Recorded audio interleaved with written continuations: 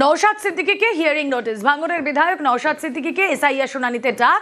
27শে জানুয়ারি hearing এর ডাক নওশাদ সিদ্দিকীকে। তার এই পোস্ট হিয়ারিং এর নোটিশ তিনি পেয়েছেন, তবে তিনি তাতে আতঙ্কিত নন। এই পোস্ট তিনি করেছেন সোশ্যাল মিডিয়ায় পোস্ট করে জানিয়েছেন নওশাদ সিদ্দিকী যে তিনি হিয়ারিং নোটিশ পেয়েছেন। ভাঙড়ের বিধায়ক নওশাদ সিদ্দিকীকে হিয়ারিং নোটিশ।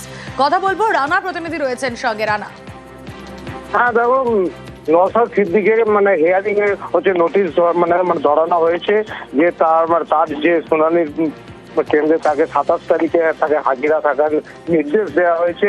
এরপরেই কিন্তু তিনি সোশ্যাল মিডিয়াতে তিনি একটি পোস্ট করেছেন যে এই হিয়ারিং এর যে নোটিশ তিনি পেয়েছেন তাতে তিনি কিন্তু আতঙ্কিত নন, কারণ ভোটদানের অধিকার কারোর অভিশাপ বা আশীর্বাদের উপর নির্ভর করে না।